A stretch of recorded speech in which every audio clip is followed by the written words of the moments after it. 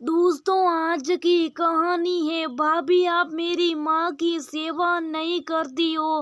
दोस्तों, कहानी शुरू करने से पहले अगर हमारे चैनल को सब्सक्राइब नहीं किया हो तो कर लीजिए ताकि आपके पास पहुँचे हर रोज नया वीडियो।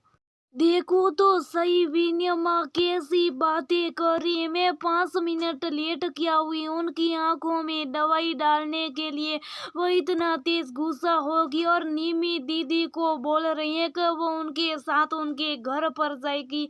इस घर में तो उनकी कोई सेवा करने वाला भी नहीं है, वो तो आवाज लगाते लगाती रह जाएगी पर उनकी कोई खैर खबर नहीं लेने वाला है। यहाँ पर तुम ही बता, इतना सब कुछ तो करती हूँ मैं माँ के लिए, फिर भी माँ कभी प्यार से मुझसे बात तक नहीं करती। अरे बात नहीं करे पर कम से कम ये तो ना बोले कि उनकी सेवा करने वाला यहाँ कोई नहीं। तुम देखती नहीं हो क्या, सारे दिन जैसे जैसे माँ कहती है वैसे सक्रिय बनकर उनका काम करती रहती हूँ।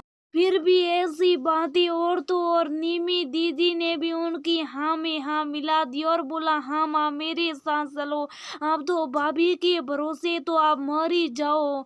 साई बताओ, इतनी बड़ी बात बोल दी तो माँ को रोक लो विनय, नहीं तो वो सच में निमी दीदी के साथ चली जाएगी।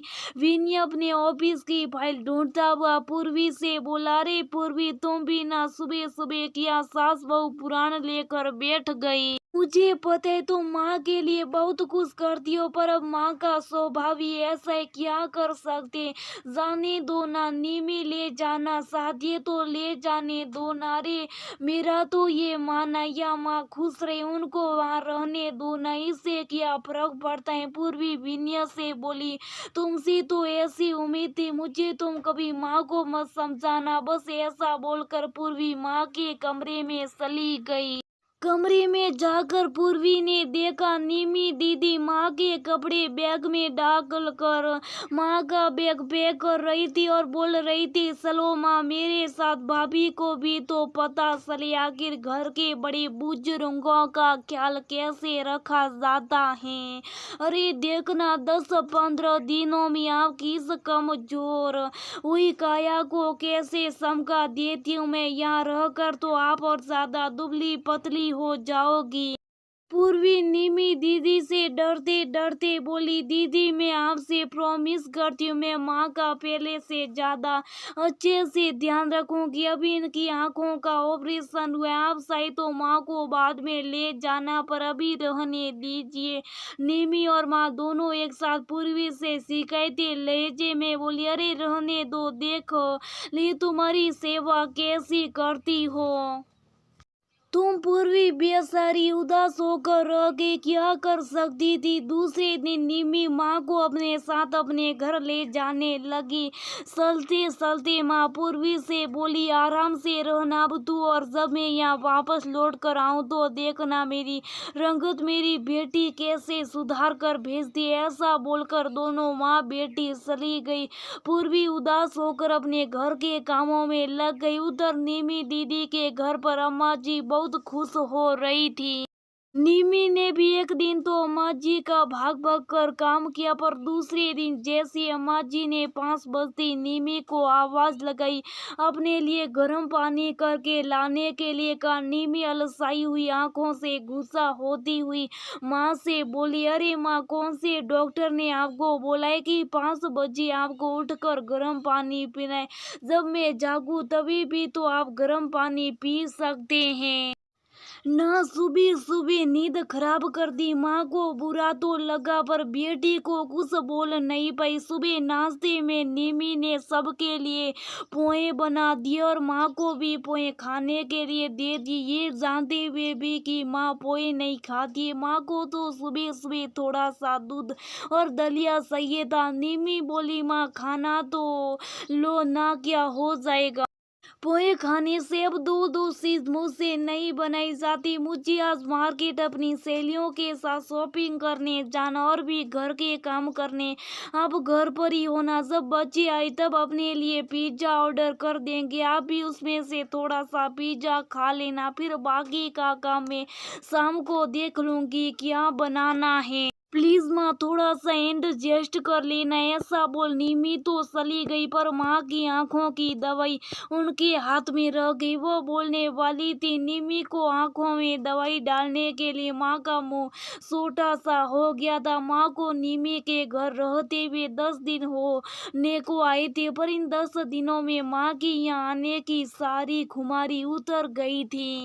माँ को लगने लगा था निमी जोश जोश में उसको यहाँ लेकर तो आ गई, पर माँ की सेवा के नाम पर निमी की नाक फूल जाती थी। खाने पे भी माँ बस सिर्फ एडजस्ट ही करती थी। निमी सारे दिन अपनी सहेलियों के साथ किटी पार्टी में लगी रहती थी। आज तो माँ जी का दिल ही टूट गया जब निमी की कुछ सहेलियां घर पर आई और निमी को बोलने लगी, अरे जब तेरी भाभी है तो माँ को यहाँ क्यों लेकर आई, देख इनके आने से तो कितना बिजी हो गई। अपनी सहेली की बात सुनकर निमी बोली, क्या करूँ यार, मैंने तो बस माँ से थोड़ी सी मीठी मनवार करी थी, बस माँ तो तैयार होगी आने के लिए। तुम्हें क्या बताऊँ, मैं तो आज कल व्हाट्सएप भी नहीं चला पाती, तुम लोगों के भेजे मैसेज भी नहीं देख पाती। सारी दिन माँ छोटे मोटे काम को लेकर आवाज पर आवाज लगाती रहती है। मैं तो खुद परेशान हो गई, पर अब क्या करूं। निमी की आवाज माँ के कानों तक भी पहुंच गई थी। माँ का दिल भर आया था। आज उनको पता नहीं क्यों पूर्वी की बार बार याद आ रही थी।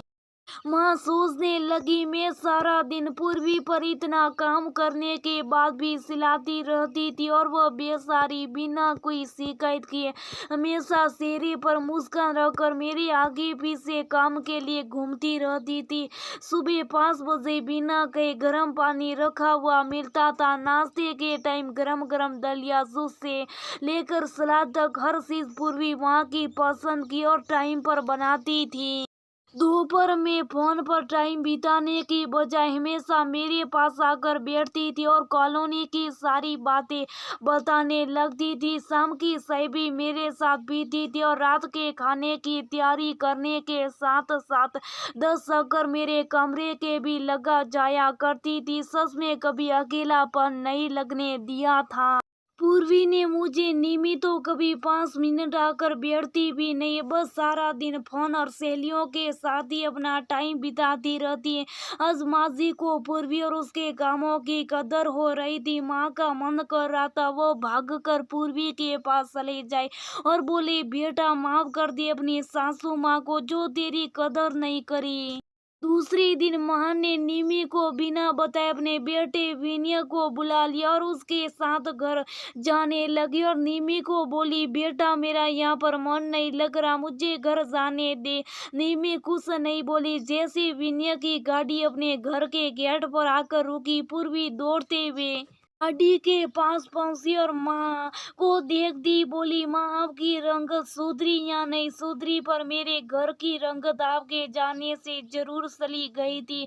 घर आपके बिना काटने को दौड़ता था, मेरे कान तरस गए थे आपकी डांट सुनने के लिए। और तो और मैंने शाम की चाय पीना भी बंद कर दिया, आपके बिना वो भी अच्छी नहीं लगती थी। पूर्वी का इतना प्यार और स्नेह देकर माँ की आंखों में आंसुओं से बहने लगे। माँ ने नकड़ी डांट लगाते हुए पूर्वी को कब ज्यादा फेंक मत, मेरी रंगत भी चली गई, अब इसको तुझे सुधारना पड़ेगा, मान लिया है मेरे तेरे बिना मेरी रंगत कोई नहीं सुधार सकता। विनय ने दोनों सास बहू की चुटकी लेते हुए अपने फोन में गाना बजा दिया। सासू जी तूने मेरी कदर नहीं जानी। माँ और पूर्वी दोनों ये सुनकर एक दूसरे को देखकर खिला खल कर हंसने लगी। माँ बोली, बंद कर इस गाने को, अब जान लिए मैंने मेरी बहू की कदर, अरे इसके अलावा मेरा ध्यान और कोई अच्छे से नहीं रख सकता। विनी और पूर्वी दोनों खुश थे। चलो माँ को देर से सही पर बात समझ में आ गई थी।